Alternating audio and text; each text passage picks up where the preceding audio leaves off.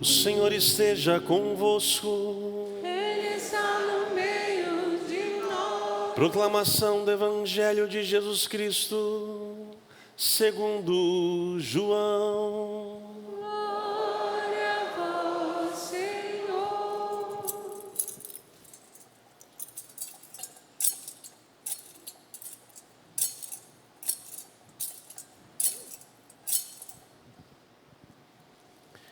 Naquele tempo, disse Jesus a seus discípulos: Tenho ainda muitas coisas a dizer-vos, mas não sois capazes de as compreender agora. Quando, porém, vier o Espírito da verdade, ele vos conduzirá à plena verdade. Pois ele não falará por si mesmo, mas dirá tudo o que tiver ouvido, e até as coisas futuras vos anunciará. Ele me glorificará, porque receberá do que é meu, e vô-lo anunciará. Tudo o que o Pai possui é meu. Por isso eu vos disse que o que ele receberá e vos anunciará é meu. Palavra da salvação. Glória a vós, Senhor. Que as palavras do Santo Evangelho perdoem os nossos pecados. Amém.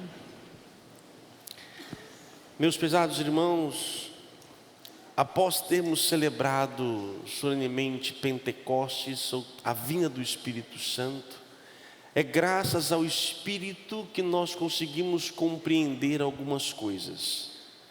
Diz Jesus, a missão do Espírito é falar não por si mesmo, mas em nome de Deus, mas dirá o que tiver ouvido. Ele vai nos simplesmente, o papel e a função do Espírito é fazer que entendamos a palavra de Cristo. O Espírito Santo jamais irá falar coisas que nunca foram ditas. A missão dele é nos fazer recordar e dar entendimento da palavra. Se não fosse o Espírito Santo, nós não conseguiríamos nada.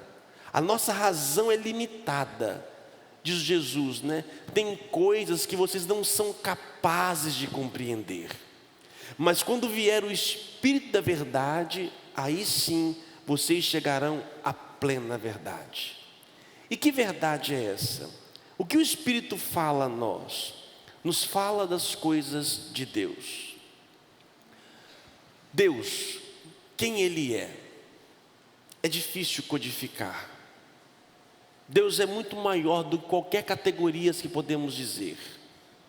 Nós somos razão, somos racionais, mas também espirituais.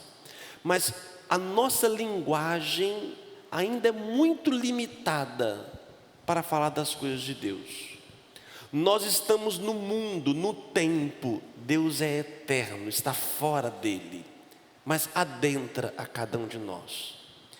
E no percurso do cristianismo, desde a ressurreição e a vinda do Espírito Santo, a igreja nos seus 2000 anos, esses séculos que passaram, ela foi iluminada pelo Espírito, codificando, tentando explicar as coisas de Deus. Nós cristãos somos herdeiros dos judeus, e assim com os muçulmanos, islâmicos, são as três grandes religiões monoteístas do mundo.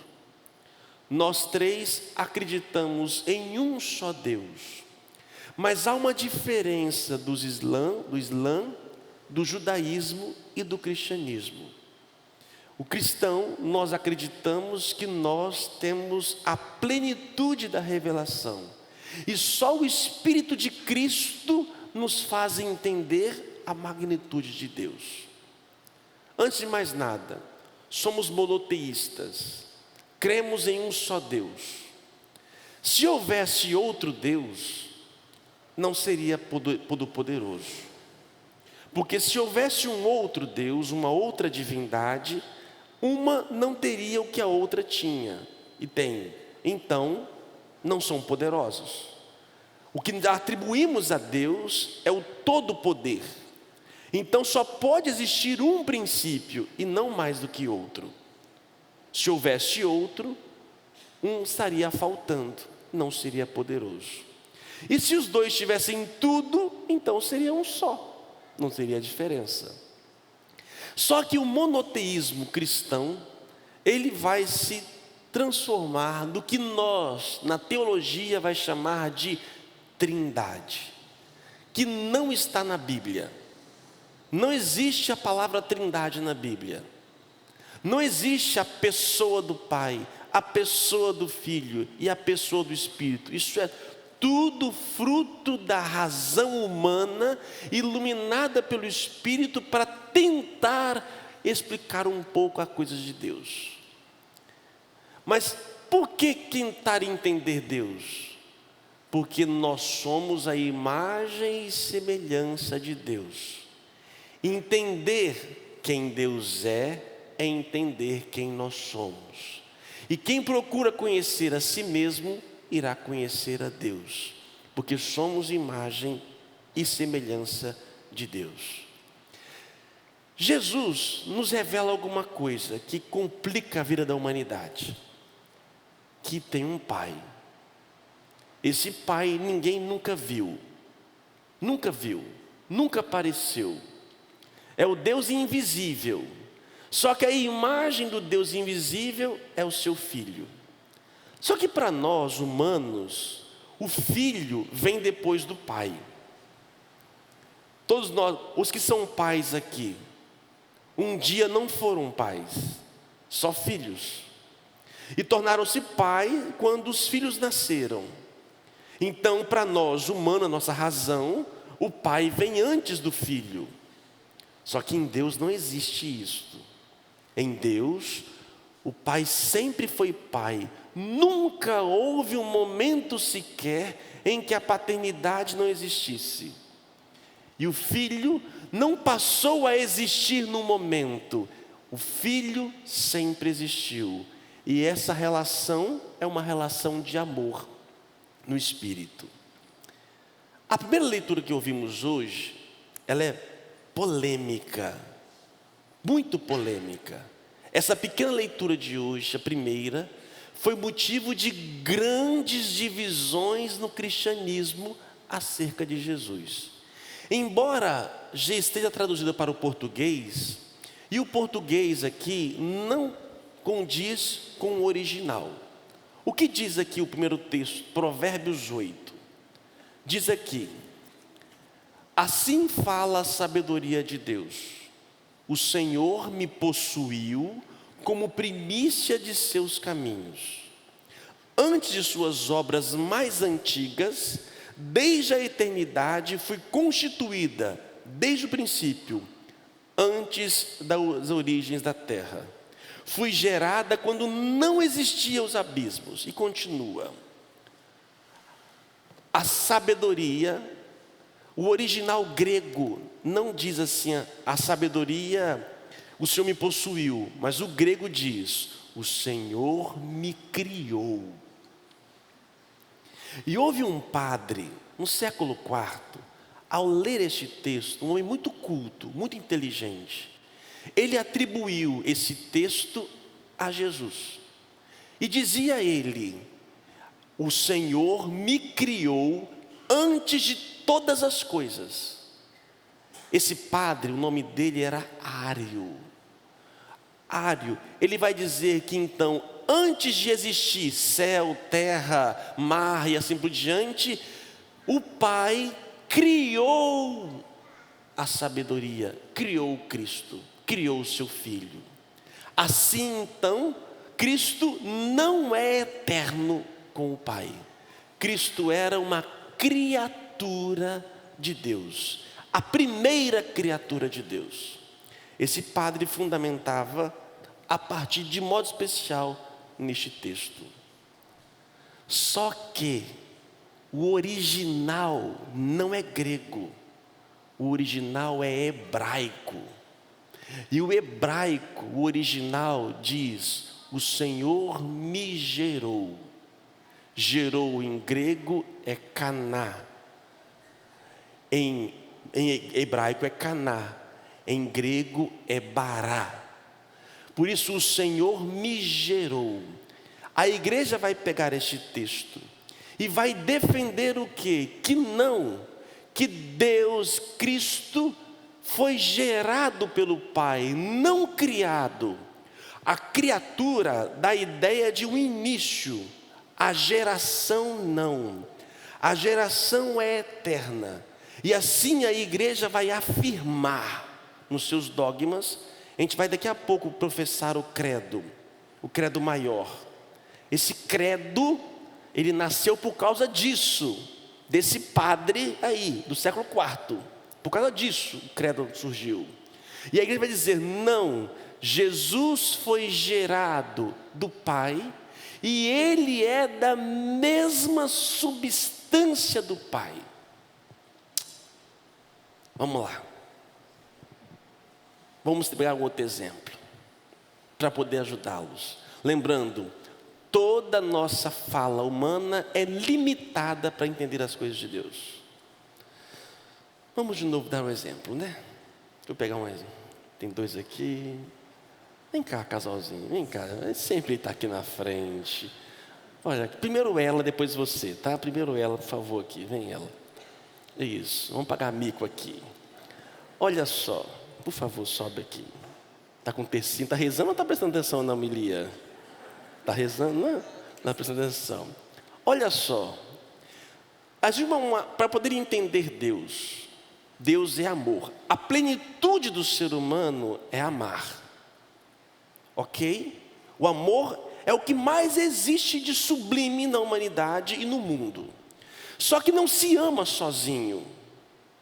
Se tivesse ninguém neste mundo, eu tivesse só eu aqui neste mundo, eu não amaria. Porque o amor requer um outro de mesma natureza e substância para que possa haver a relação. Tenha ciúmes não, tá? Calma, é um exemplo. Fique na sua. Requer o quê? Uma mesma igualdade de natureza. Por exemplo, quem tem pet aí, levanta a mão. Pet.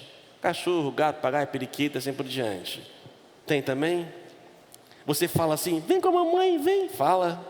Meu Deus do céu. Misericórdia. Por favor, vamos ser racionais.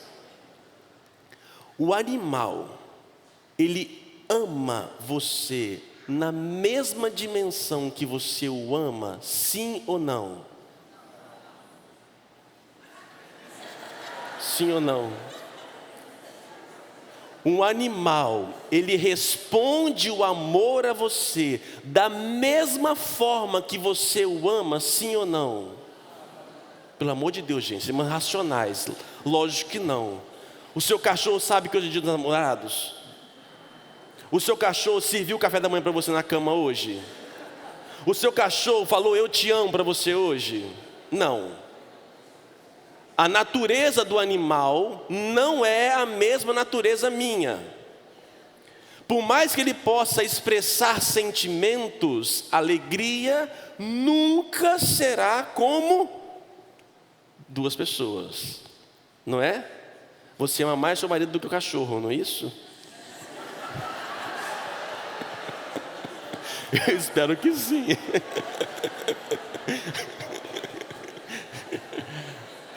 O amor requer uma relação, uma dignidade, uma mesma substância. Ora, se Deus é amor, não pode o Pai sozinho amar. Requer um outro de mesma dimensão e igualdade para que possa haver a relação. Se Cristo fosse uma mera criatura, Deus seria sozinho. Deus seria só. E a solidão, o sozinho, não consegue relacionar.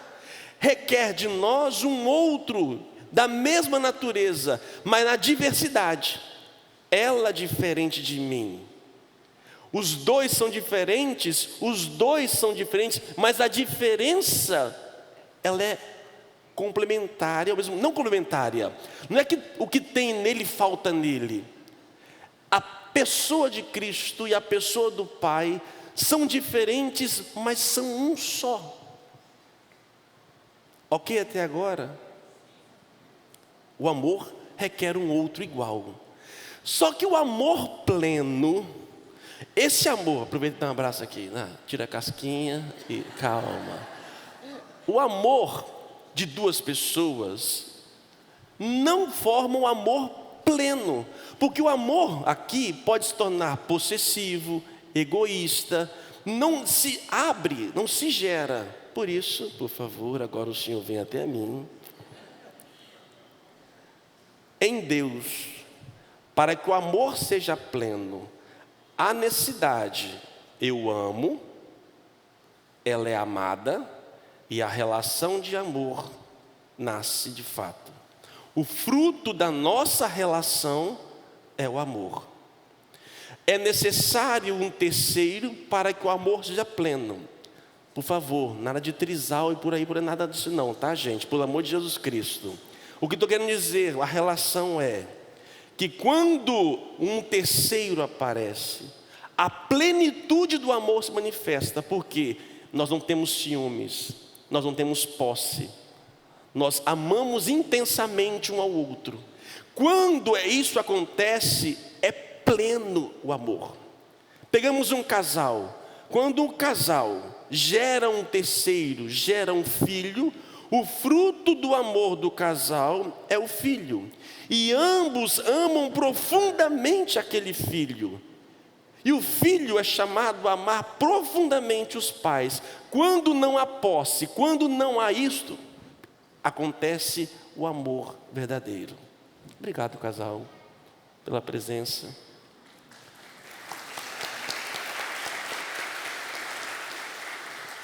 Dessa maneira, Deus, Pai, Ele necessita de uma mesma substância para poder amar o Filho. E a relação de ambos gera o amor. Só que isto é eterno, é pleno. Quem nos faz entender isto? O Espírito Santo. Ah, mas poderia ter um quarto. Por que não seria, em vez de trindade, quadrade? Ou será que seja? Porque o quarto não teria algo de específico dele. Ele ama, é amado e é o amor. O quarto seria o quê? Não teria algo que pudesse ser de fato próprio dessa pessoa. Por isso a igreja, na sua teologia, vai perceber que realmente Cristo, Ele é Deus. Ele criou, por Ele tudo foi feito. Mar, terra, pássaro, peixes, homem, tudo. E esse Deus que é Espírito encarna, entra.